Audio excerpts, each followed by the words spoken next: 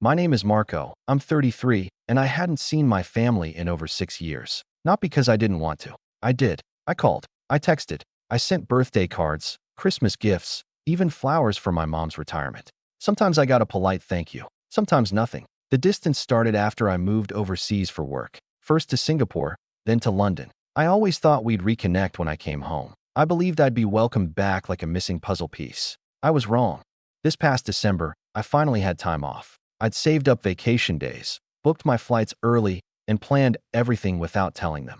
I wanted it to be a surprise. I pictured their faces lighting up when I walked through the door. I even rehearsed a cheesy "guess who's back" line on the plane. 14 hours in the air, half a dozen transfers, and 3 overpriced coffees later, I landed, exhausted but excited. I was home, or so I thought. No one was at the airport. At first, I brushed it off. Maybe they were running late. I waited by the baggage claim, watching strangers run into the arms of their loved ones. I waited as the crowd thinned out. 30 minutes passed, then an hour. I finally gave up and took a cab. I should have taken the silence as a sign. I arrived at my childhood home just before sunset. Lights were on. Cars lined the driveway. Through the window, I saw my family, my parents, both my brothers, their wives, even my cousins, all laughing around the table. Christmas music played in the background. Plates clinked. Glasses toasted. I knocked.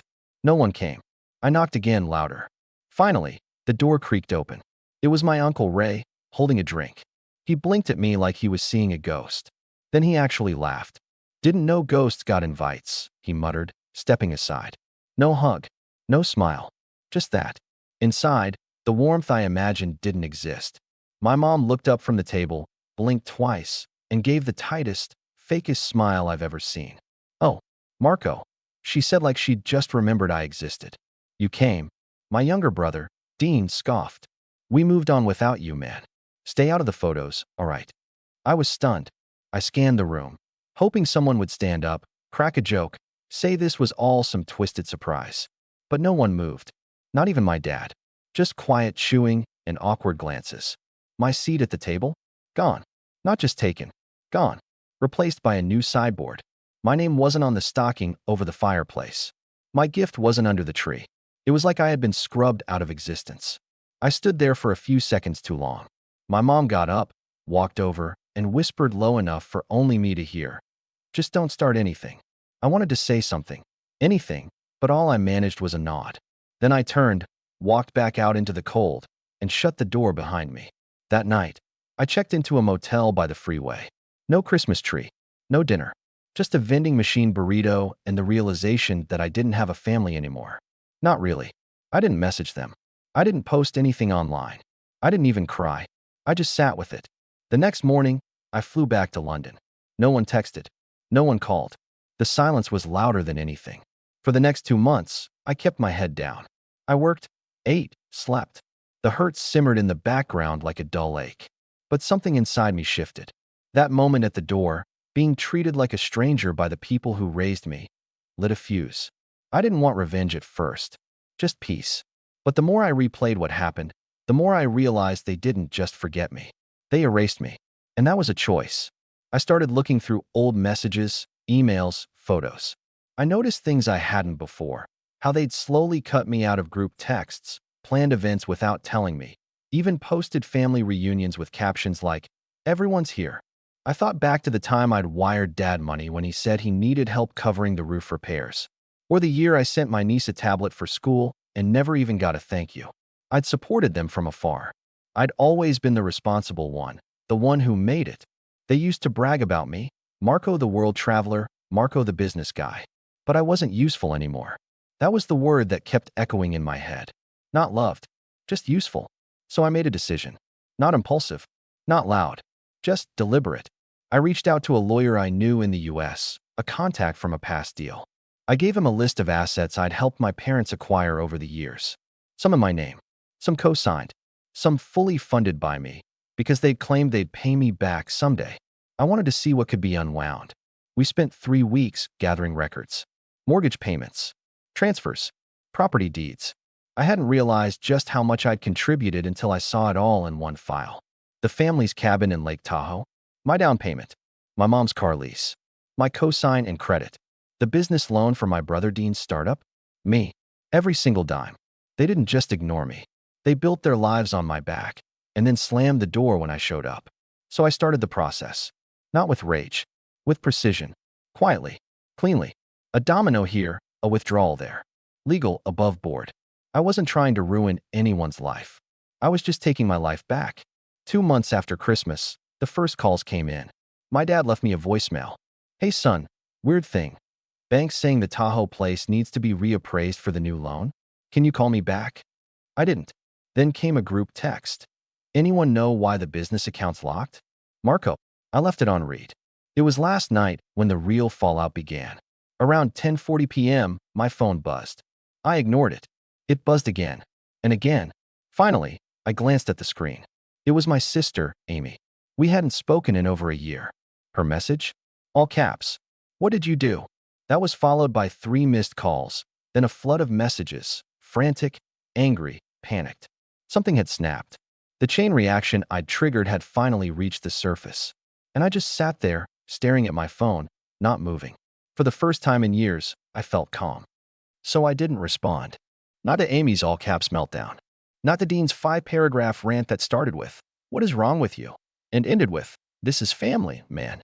And definitely not to my mom's single, chilling text, "You've made your point. Come fix this before it's too late." I just watched. Watched as the group chat lit up with speculation and panic. Watched as they tried to piece together what I'd done, who had tipped me off, why the bank was suddenly holding their mortgage renewal hostage, and why Dean's startup account was flagged for verification. Watched as Amy messaged again, this time not in rage, but desperation. "Marco, please. Dad's freaking out. They think the house might not be safe. What's going on?" I sat back in my chair in my London flat, miles away from the chaos, and finally allowed myself a breath. Not of satisfaction. Not yet. But of clarity. I wasn't cruel. I was done. There's a difference. Let me back up a little, though. You need to understand what I actually did, because it wasn't as dramatic as they thought. No scorched earth. No illegal moves. Just pressure applied in the right places, like taking a loaded plate off a teetering stack and watching the rest collapse. First, the Tahoe cabin. Years ago, I'd co-signed the purchase and funded the down payment so my parents could retire somewhere peaceful. It was supposed to be temporary. Just until we sell the old house, my dad had said. But that sale never happened, and I kept covering the gap. I never transferred full ownership to them. Technically, it was still half mine. So I filed a petition to partition the property. Not to force a sale, just to make my share clear. That alone triggered a freeze on their refinancing application. Next, my mom's car. I'd co-signed her lease back in 2019 because her credit was shot from some medical debt she never told anyone about. The lease was still in my name. So I called the dealership, told them I wouldn't be renewing or resigning. She could either buy it out in full or return it. It wasn't personal. It was business. And then there was Dean's startup. This part was delicious. Dean had begged me to help him launch a boutique fitness brand 3 years ago. I wired him $35,000 as a silent partner. No contract. Just brotherly trust. But I wasn't stupid. I'd routed the funds through a shell holding company in Singapore left over from an old project. So on paper, his business had an offshore investor. Which meant, when I instructed my lawyer to formally withdraw the entity's stake and trigger a financial review, his business account was flagged by the compliance department. Frozen. Pending reevaluation. He called me 3 times in a row after that. I didn't answer. Then he sent a voice note. "Bro, what are you doing? I've got payroll. I've got suppliers. I've got delete." I didn't even open the last 3 messages.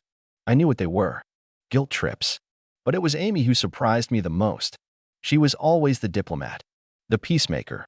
She sent a long, rambling message about how hurt everyone was by my overreaction. That word. Overreaction. Like being erased at Christmas was a paper cut I'd blown out of proportion. "You could have just talked to us," she wrote. "Why are you punishing everyone?" I stared at that message for a long time. Punishing. That's how they saw it. Not reclaiming. Not setting boundaries. Punishment. I didn't reply. Instead, I booked a meeting with my accountant the next day. We discussed cutting the final cord. My trust fund contributions. See, I'd been sending monthly deposits to a shared family trust for nearly a decade. A rainy day fund, they'd called it. But it wasn't just for emergencies. It paid for birthdays, renovations, spa days, even Dean's second honeymoon. I had receipts for all of it.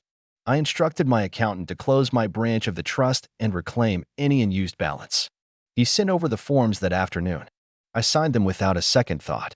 That evening, I got a call from my dad. Not a text. A call. I didn't pick up. He called again.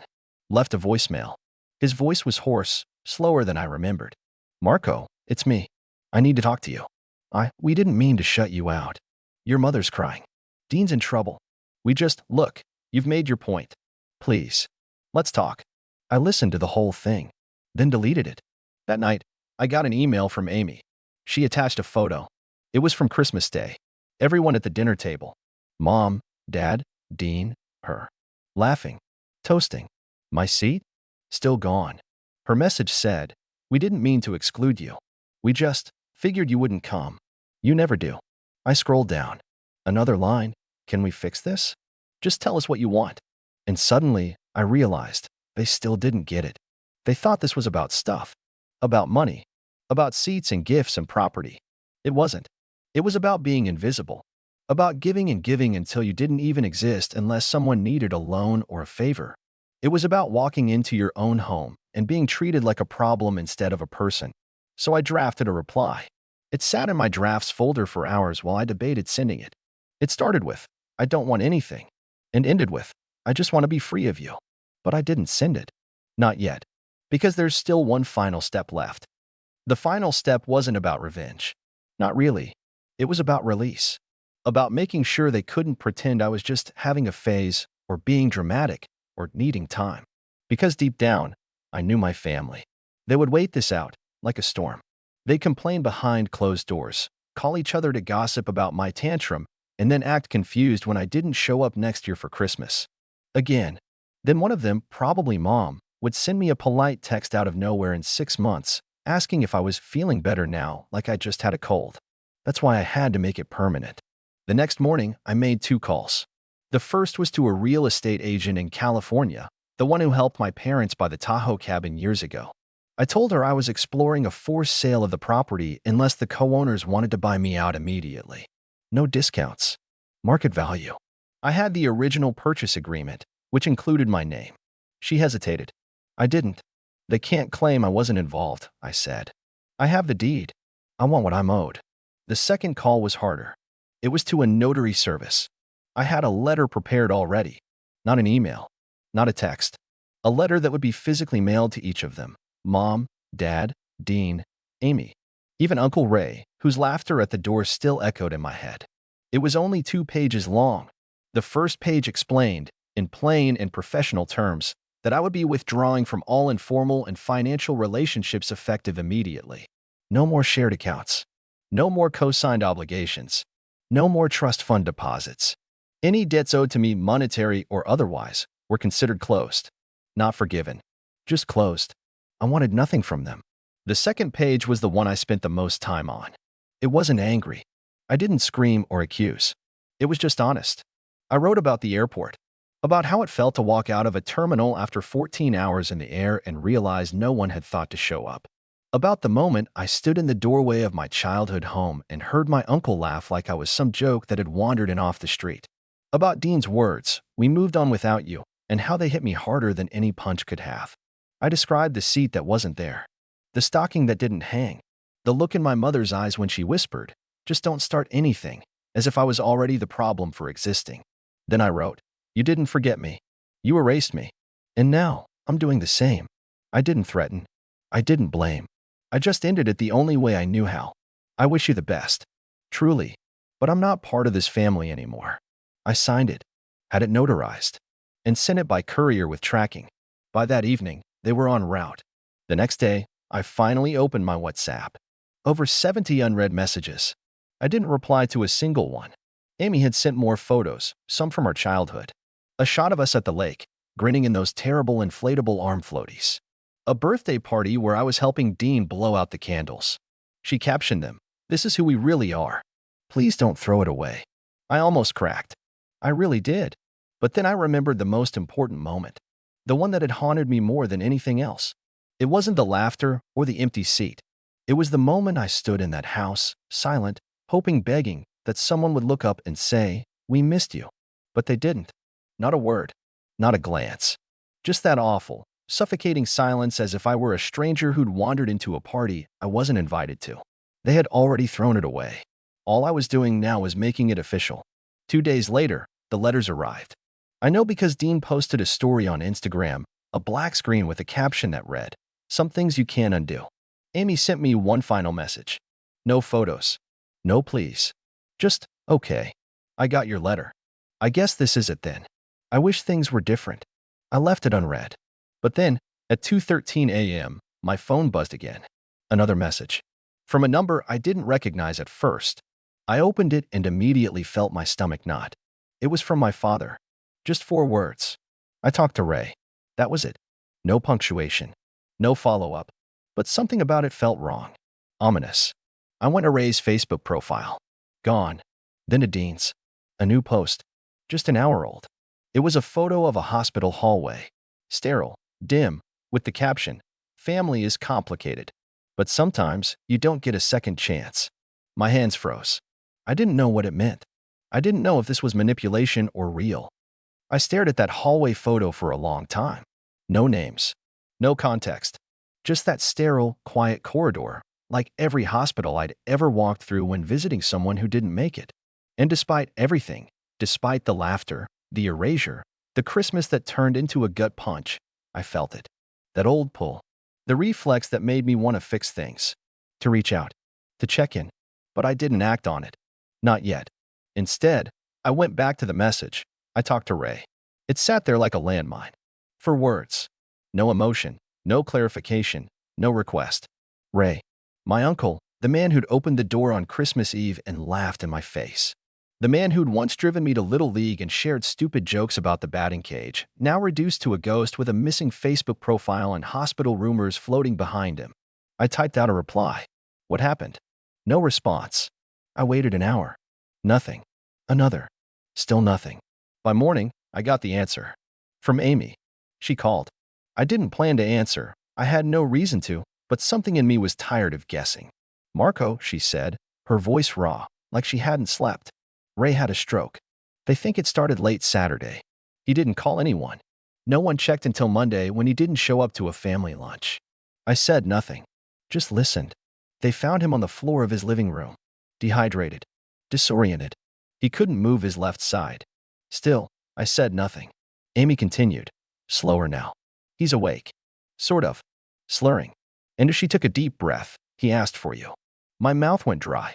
"Me?" "Yeah," she said. "He said he wanted to talk. To make something right." There was a long silence. "I don't think he has long," Amy added. "Dad's already there. Dean too." I leaned against my kitchen counter, heart pounding. I didn't even like Ray. I hadn't thought about him beyond that awful laugh. But this was different. This wasn't about money or favors. It was about something closing. I asked for the hospital. 3 hours later, I was on a flight. I didn't tell them I was coming. Didn't text, didn't post. I just showed up. The hospital was small. Clean.